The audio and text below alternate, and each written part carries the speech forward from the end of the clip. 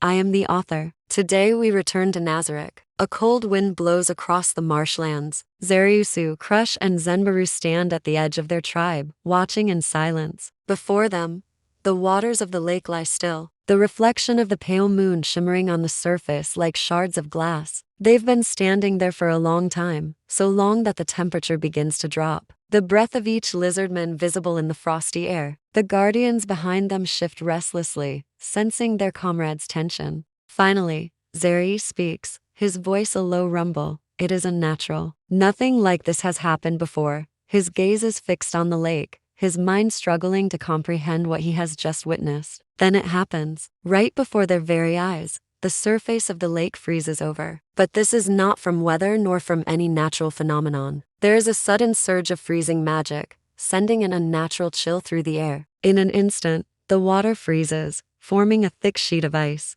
The lizardmen instinctively take a step back, their instincts screaming at them that something is wrong. And as if to confirm their fears, the ice begins to crack and shift. From above, a colossal figure emerges, waddling onto the newly formed ice bridge. The being towers over them, its form vaguely humanoid, yet undeniably monstrous. Its skin is a sickly gray, stretched taut over bulging muscles that ripple beneath. Its face is a grotesque parody of a human visage, twisted into a rictus grin that reveals rows of sharp, jagged teeth. With a Herculean effort, the colossus reaches out and scoops up a massive boulder the size of a house, hurtling it into the center of the frozen lake. For a moment, it hovers there, suspended in the air before crashing down with earth-shattering force. Dust and debris billowing into the air, and when the dust settles, there atop the boulder stands a lone figure. He is tall and slender, clad in black armor that gleams under the moonlight. A horned helmet obscures his features,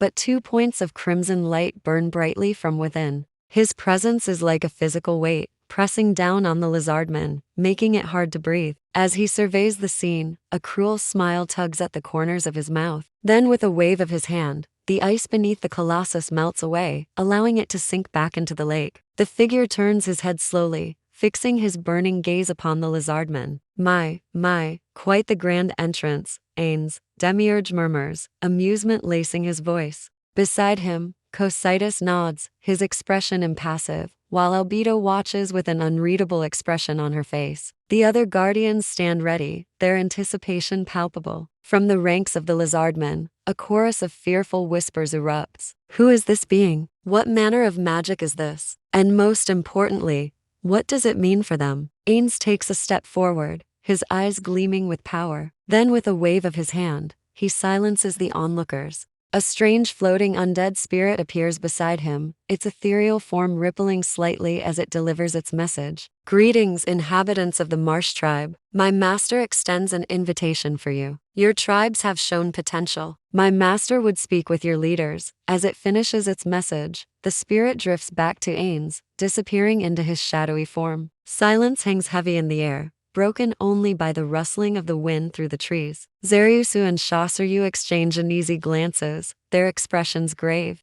After a moment, Zariusu nods, his gaze fixed on Ains. Very well, we shall go. He turns to his warriors, his voice echoing with authority. Prepare yourselves. We ride at dawn. As the lizardmen prepare for their journey, Ains watches impassively. He knows their thoughts are a jumble of fear, confusion, and anger, but he cares little for their feelings. He has come to this world to test his power, and these lizardmen, with their primitive ways and limited magic, are the perfect subjects for his experiments. He allows a ghost of a smile to touch his lips. Let them come. He thinks he has a few tricks up his sleeve that will make this little visit of theirs truly unforgettable. With the first rays of sunlight, the lizardmen set out. Zariusu and Shasaryu walk at the head of the group, their faces grim. As they approach the frozen lake, the full extent of Ains's power becomes apparent. The ice is smooth and unbroken, stretching as far as the eye can see. There is no path, no way to cross, but Zarius knows they must press on. To turn back now would be to admit defeat, and that is not an option. Taking a deep breath, he steps forward, bracing himself for whatever trials await them. As they cross the frozen lake, the lizardmen are met with a sight that makes their blood run cold. The colossal figure from the night before is standing in their midst, blocking their path. Its eyes, 2 burning embers, fixated on them with a terrifying intensity. Zariusa feels a surge of primal fear, but he pushes it down, forcing himself to maintain his composure. Their journey thus far has been fraught with peril, but they have made it this far. He will not falter now. Ains watches their approach, a faint smile playing on his lips. These Lizardmen are proving to be more entertaining than he had anticipated. Their fear and determination, a delicious cocktail of emotions that titillates his dark senses. When they are close enough, he gestures with a finger, and the colossal figure takes a step aside, revealing the path ahead. Zariusu does not hesitate. He leads his people forward, their steps echoing on the frozen ground. They do not know what lies ahead, but they are determined to find out. As they journey deeper into the heart of the frozen wasteland, the Lizardmen are met with a series of challenges designed to test their mettle. The Guardians of Nazarick, taking on different forms, confront them, each encounter more harrowing than the last. Yet the Lizardmen persevere, their numbers dwindling, but their spirits unbroken. Each challenge they overcome brings them closer to their goal, forging an unbreakable bond of camaraderie and resilience. Finally, they reach the end of the frozen path. Before them stands the grand entrance to Nazarick, a towering testament to the power of the undead king. Zariusu feels a surge of emotions, fear, awe, and determination, all battling for dominance within him. This is the culmination of their journey, the final test of their endurance. He steels himself for what comes next. Upon reaching the entrance, the Lizardmen are met with a suffocating pressure that threatens to crush them. This is Ains's domain, a place where the laws of nature are bent to his will. Zariusu drops to his knees, his vision blurring for a moment. Beside him, Crush and Zenbaru struggle to maintain their footing,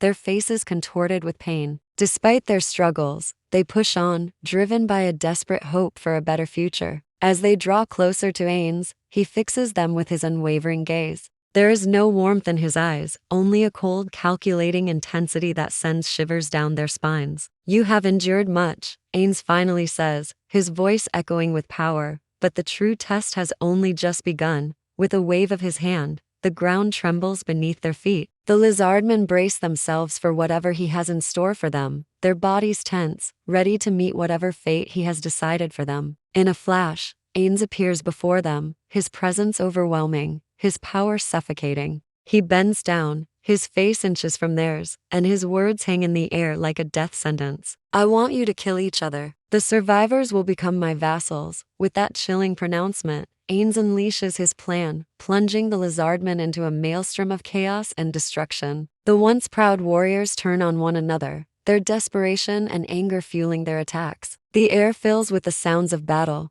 the clash of weapons, the cries of the dying. It is a brutal, unforgiving display of violence that leaves the forest floor stained with blood and littered with corpses. Through it all, Ains watches with detached amusement, his eyes gleaming with wicked delight. He has unleashed a storm of chaos, and he can't wait to see how these pathetic creatures deal with it.